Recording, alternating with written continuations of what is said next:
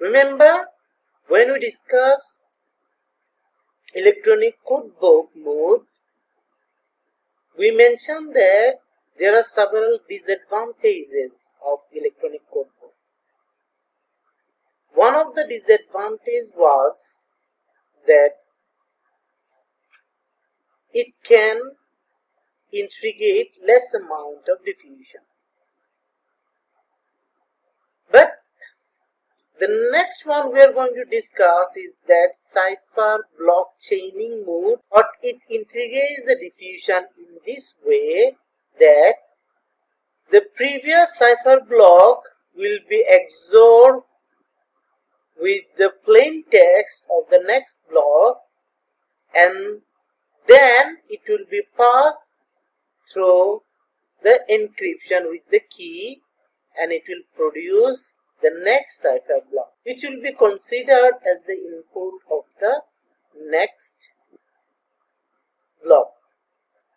So it called block chaining because the ciphertext of the previous block is utilized to produce the ciphertext of the current block, which is again utilized to produce the ciphertext of the next block. It is creating a chain. That's why this is called cipher block chaining. But what about the first one?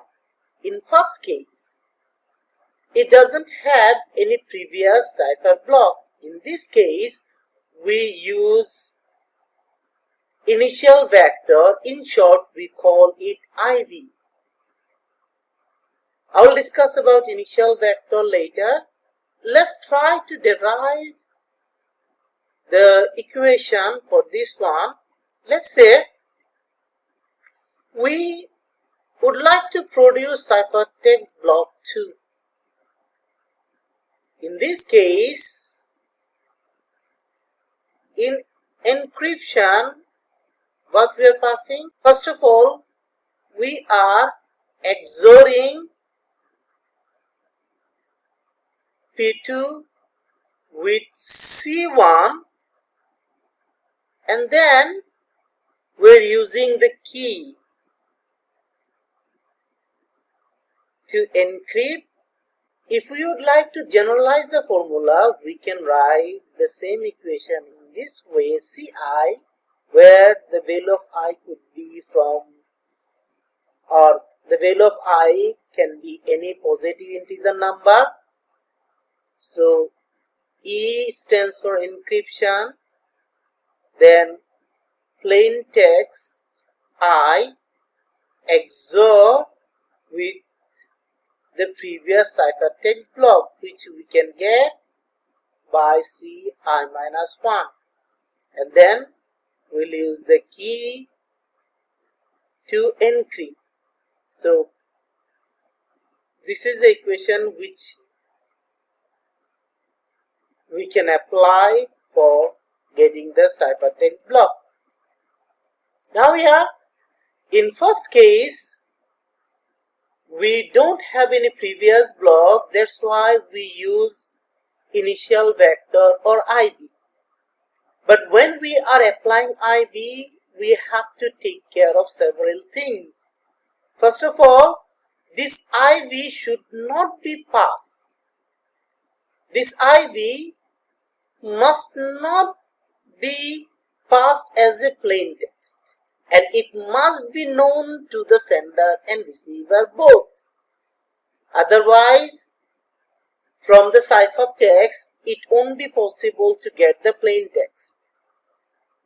And again, why we cannot transfer it as a plain text? Because if we change a single bit here, since this ciphertext contributing in producing this ciphertext, and this one is contributing producing the next one, any changes in the bits of IB will affect all the ciphertext. This one can be considered as the main limitation of CVC mode. If any bit change, let's say 2 bits are changed in C2, because of these changes, it will have impact on C2. Again, since C3 requires C2, that's why C3 also propagate the same error. This one is called error propagation, which we mentioned in our previous lecture. So, CVC mode also it is able to provide the diffusion, but it has this limitation. It has error propagation. Any bit change will propagate. Any change to a block affects all following ciphertext blocks. So now, if we cannot transfer it in plain text, what are the other techniques we can apply? One of them could be we can make it fixed. For initial vector, we can use a fixed value. In some application, this one is already utilized. Or before sending the encrypted block, we must send the encrypted initial vector.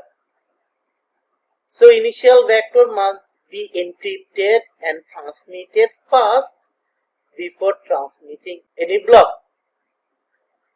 This one, in this case, another disadvantage of this one is that the processing must be sequential and cannot be parallelized. It means that plaintext P1 and plaintext P2 cannot be processed separately using separate kernel or using separate processors. Since they are interconnected, they are linked with each other, unlike electronic codebook. In electronic codebook, since the plain text are processed separately and they don't have any connection at all, parallel processing is possible. But in this case, parallel processing is not possible. The next thing, if the last block may be shorter than the block size. Let's say in case of DES, our block size is 64 bit. And in case of AES, our block size is 128 bit.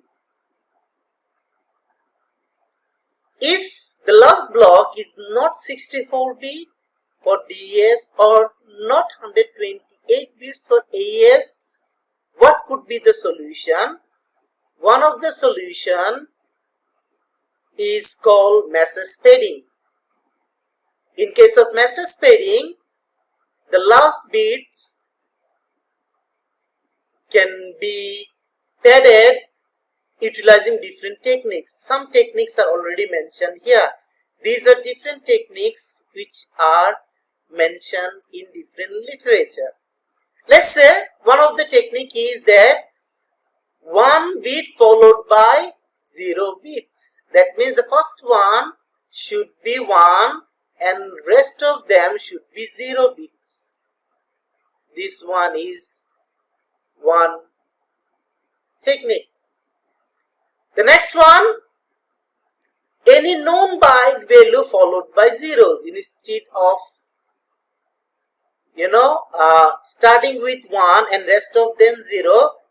Let's consider any byte with a value like 80 and the rest of them should be 0. It can be any value of your choice. Okay, rest of them should be 0. Or we can use the random value like 84, 67, 87. These are random values. We can utilize the random values. In another solution, it has been said that all the pairing byte should have the length of the padded bytes. In this case, we have 5 bytes of padding. That's why this one is saying 05, this one is saying 05, this one is saying 05, this one is saying 05. It will continue till the end. Another solution is self-describing padding. In this case, the padding bytes, they will contain the index. So this is index 1 of padding bytes, index 2 of padding bytes. This way index 5 of padding bytes, and it will increase similarly. These are the simple techniques. Another technique has been proposed here where the number of transmitted bits will not increase. What happened here? Because of the padding, when the message will be transferred from one side to another side, number of bits will be increased. Padding bits also transmitted to the other side, which is considered as a limitation of the previous technique. So what could be the solution? This one is called ciphertext stealing. Using ciphertext stealing, we don't have to transmit any extra bit. We don't have to transmit the padding bits. So how it works? In this case, we have to take last 2 blocks. Now let's assume that here we have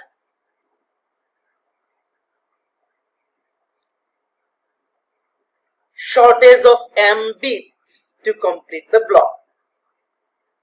Then after the encryption of the previous block, it will divide the block into head and tail, where the tail must be m and the head should be s minus m. If this is 64 bit, in our example 64 minus 6, and m is 6 bit.